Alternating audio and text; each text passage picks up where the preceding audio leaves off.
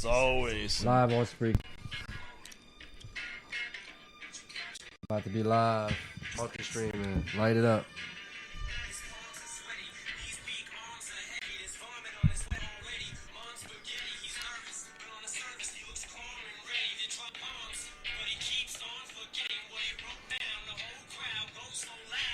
I see a countdown.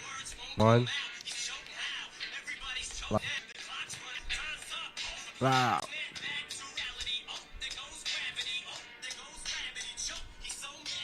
Got a little breeze coming through here today. Feels good.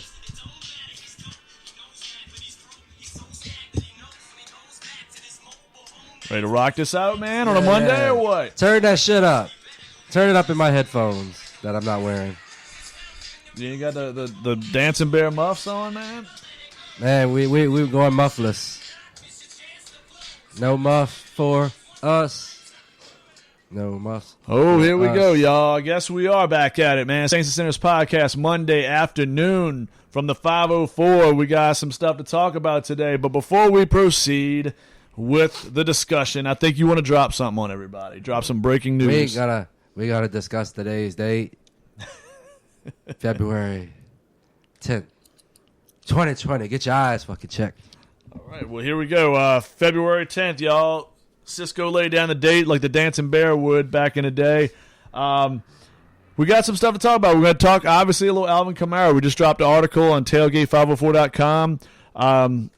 Talk about the situation involving Kamara. We hear about Phillip Rivers today, which we kind of knew what was happening with that, but it's been made official by the Chargers and Rivers. Happening? Nobody knows. Nobody can predict that. It's there. Also, we're going to talk about some Pelicans. Obviously, Pelicans coming off of 2 road wins in the Midwest against the Bulls and the Pacers. We could talk NBA All-Star game coming up. So, some moves, buyout candidates. There's a lot of different weird things going on with the NBA right now, going into the All-Star game this coming weekend. NBA All-Star weekend in Chicago.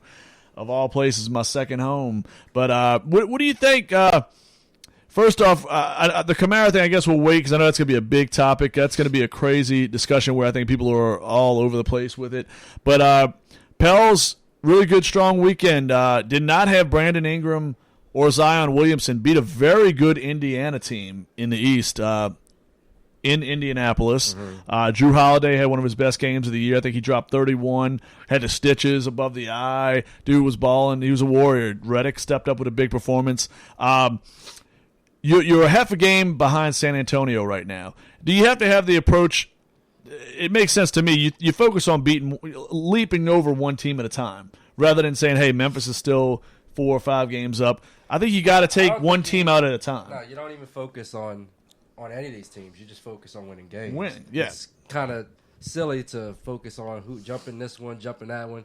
If you win all your games, you're not going to have to worry about jumping people. It will take care of itself. It will take care of itself. I feel, that's for us fans to look at, who's directly in front of them. I they feel, just need to win every game, and, I feel Memphis, man, they just, to me. Everything will fall where it has to go. I love John Moran. I do. I think he's obviously the rookie of the year. I don't think they have a ton of pieces that's, readily flowing right now for them. I mean, Dylan Brooks has had some good games. Jaren Jackson's still a work in progress. Valanciunas is a solid center, but I think they're lacking. They have some holes on that roster. Pelicans have done very well head-to-head against them. San Antonio, are they just falling apart at this point? Because that was a team I was a little concerned about. Portland, obviously, with Lillard and McCollum, they've got the track record with the playoffs. This is not one of San Antonio's best rosters, but they have the best coach of all time with Greg Popovich. So, do you worry still? Is Memphis still the team you're concerned about the most chasing? I mean, obviously they have the A seed, but do you see a losing streak possibly coming up and where one of these other teams becomes more of a problem? Like Portland? I don't know if Greg Popovich is the best coach of all time, but he's right up there. He's pretty damn close. It's a good argument. I take him. You can't just throw that out there without expecting an argument. No. I mean, I'm just saying he's considered by many. The anonymity of San Antonio that it is with all the bright lights on you at all times. But I think it's a complete opposite. Actually, I think it's a lot harder to win when you don't have super teams. Like Shaq and Kobe and Michael Jordan, Scottie Pippen. Duncan. But they grew those that. guys are They weren't a all-stars. super That's team. They weren't a super team. That is a super team. Nah, they drafted You that. had Kawhi. Nah, you're not a super team when That's you build a super it. team. You're not a super team when you build from within. Those guys It's were a all super drafted. team when you have 3 all-stars. What team drafted them?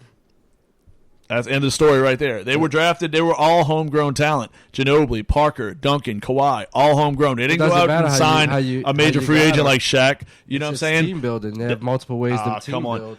Popovich is the best coach of all time. Because guys always leave the Pels, but who does that have to do with anything? Popovich is the best coach of all time. Who's a better coach than Greg Popovich? Don't say Phil Jackson. Obviously. Come on, man. That's a load of shit. Phil's a great coach, and I love Phil because I was a huge Bulls fan growing up back in the day. But I'm just going to tell you this: that team was right there in the cusp with Doug Collins. I mean, who's to know if Doug Collins would have stayed another 2 or 3 years? They could have won 2 or 3 championships with him. It's not like Phil Jackson made them that much better. Detroit got older in the East. Phil Jackson won it. He did. All of the egos, but I don't know. I'll take Greg Popovich, man. Twice. I'll take Greg Popovich. Times. 5 championships in 15 years with a small market team.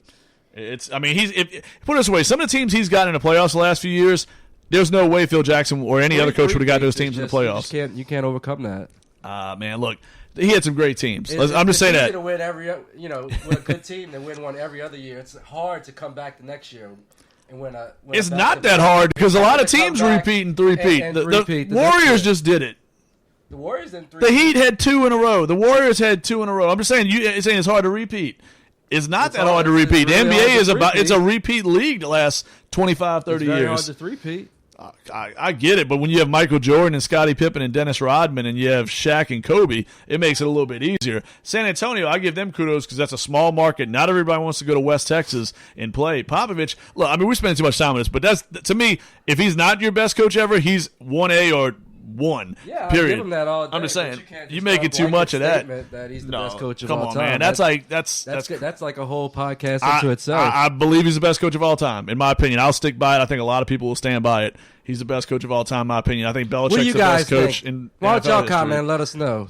I mean, it speaks for itself. But here's the thing: you got a guy like that. He doesn't have the best roster. I mean, DeRozan's there. They got Murray. They got some of those young cats. They got LaMarcus Aldridge, obviously having a good year at center. But to me, it's a team like that of Portland. I just think Memphis is going to fall apart at some point.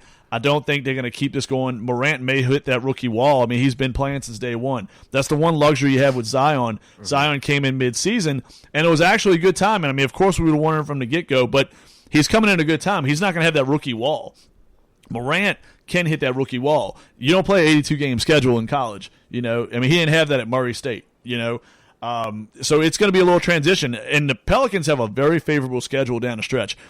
This week, you got Portland, huge game tomorrow night here in New Orleans. You got the Thunder, 2 teams that are ahead of you in the standings.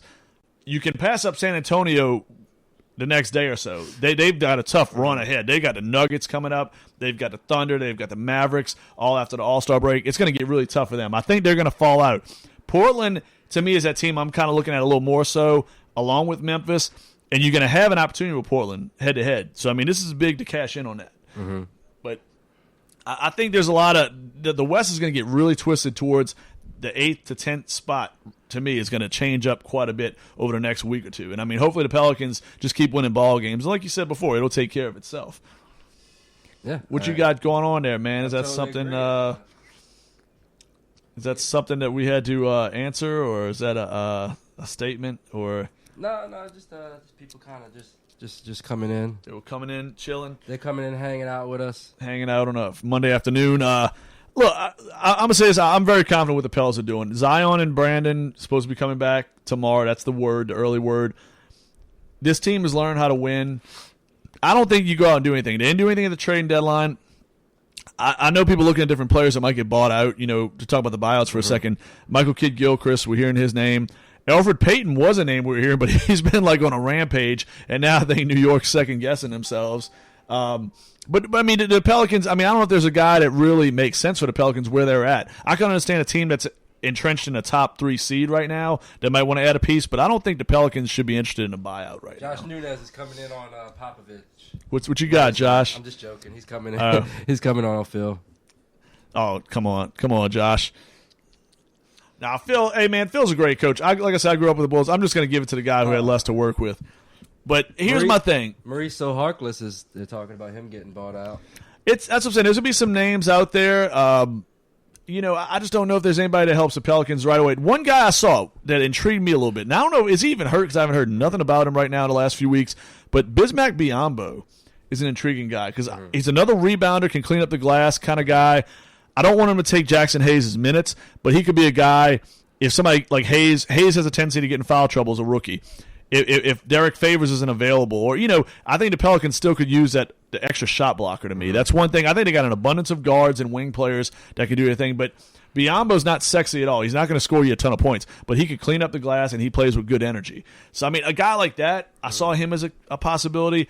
But everybody else, I don't see anybody. In the way that centers are devalued in today's time and age, he may get cut because I think he's making a sizable contract right now. Yeah, he was definitely on a list that I saw recently. I got to ask you this, man, because you're the in-house Lakers fan with Tailgate Sports.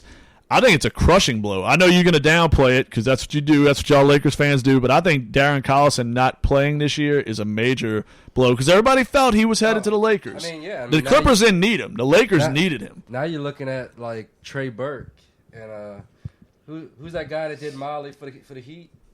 Which one? The guy that went on a boat and did Molly. I don't know. You'd have to with the Heat. Yeah, with the Heat. I'm not sure, man. I'm a little under the weather, so my brain's not functioning. I'm not sure, but I don't know anybody that did narcotics on a boat with the Heat. He got suspended for doing Molly. Dion Waiters? Dion Waiters. Oh, that guy! I wouldn't touch that guy with a 10-foot fucking pole. That dude is a head case. Well, I don't think he's that great of a basketball player. That's what I'm trying to say. Those are the guys that can look at it right now. Those guys and J.R. Smith. God, yeah, I'll tell you this. I mean, any of those guys are better than Rondo, honestly, at this point. Yeah, Rondo's got one step out the league. The worst player in the league. Yeah, he's got 1 foot out the league. See, this to me what would hurt the Lakers. This to me has been the problem with the Lakers. When I look at the Clippers and I looked at the Lakers, the Clippers to me had more movable assets to make a deal to get Marcus Morris like they did. The Clippers to me were a little bit deeper of a team, I think, and I like Frank Vogel a lot with the Lakers. I just think Doc Rivers is a little better upper echelon head coach. Not taking anything away from Vogel, but Rivers has been there before. He won a title. I think he's made the most out of every team he's had. Here's your list of buyout candidates according to USA Today. Dion Waiters, Michael Kidd-Gilchrist, Evan Turner, Tyler Johnson, who wasn't a bad that could be one guy you might be interested in. Anybody that can dribble and with their head up and not looking at the ball while they dribble, those guys definitely needed by the Lakers because they have one creator at this point. Yeah, they have one creator. That's the problem. One creator, Reggie Jackson. He could be Tyler the Creator, man. I mean, Maurice Harkless, Reggie Jackson. I'd stay clean away. That you talked about, Jeff Green, and Isaiah Thomas has already been bought out. Yeah, I mean, I don't know, man. I know Lakers are Laker fans are gonna feel they can ride. I mean, down here we obviously got our anti-Lakers thing going on. I never liked the Lakers, but I'll be realistic of a team. To me, I just really look on paper. I think the Lakers are obviously a top 3 team in the West, but I look in a series. Now, I thought they would have had trouble, to me, with Houston before this silly trade that they made. I still don't buy what Houston's doing with this trade at all, with the no center thing. I love it. But I still look at a team like Utah in a 7-game series. If they could find the defensive chemistry, because, I mean, Utah's got some talent. I think they could score with teams that people don't believe that they can score with. I think they have enough punch there. I look at Utah. I look at the Clippers. I don't know if the Lakers can beat those two teams in a 7-game series. The Clippers, to me, have so many matchup problems that the Lakers can't answer. Clippers are the only team that's a serious threat to them in the West right now. I mean, I'm going to say this. I think the Clippers end up being the... I have no fear on Utah. Denver or Denver's another scary team too. Pat Riley brought that up yesterday in our we had an over the phone pod yesterday we're going to be putting out on tailgate504.com that you were a part of for a few minutes before you had the child duties, the dad duties that I know. Pick up my daughter and I thought it would be rude to have a podcast. Hey man, bring her in, dude. Just see what her take is, man. But look, take is I hate sports. Turn that shit off. But Denver, man, is a team, to me, that could be a little scary. They have a lot of those wing players they could run. Now, Denver, to me, the problem with Denver, to me, is still, I don't know if they have that playoff chemistry. They're still trying to find their identity of sorts. I think they're uber talented. I'm going to say this, top to bottom on the roster, I think they're more talented than the Lakers. Obviously, outside of the top 2 guys, I think. But the Lakers would probably fare better against Denver because I don't think they have that, hey, what's going on late in the game? Mike Malone's still trying to find himself, I think, as a coach. I think he's a good coach, but Doc Rivers has been there before. Kawhi Leonard's 2-time Finals MVP. You know what I mean? Paul George. You got guys that know how to win. Pat Beverly. Guys with a little more experience. I mean, to me, the thing that stands out with the Clippers is when you get to the third guy. I don't know if the Lakers have that third consistent guy, and I thought Collison could possibly bring that a little bit. He's a guy that can score in bunches. He's a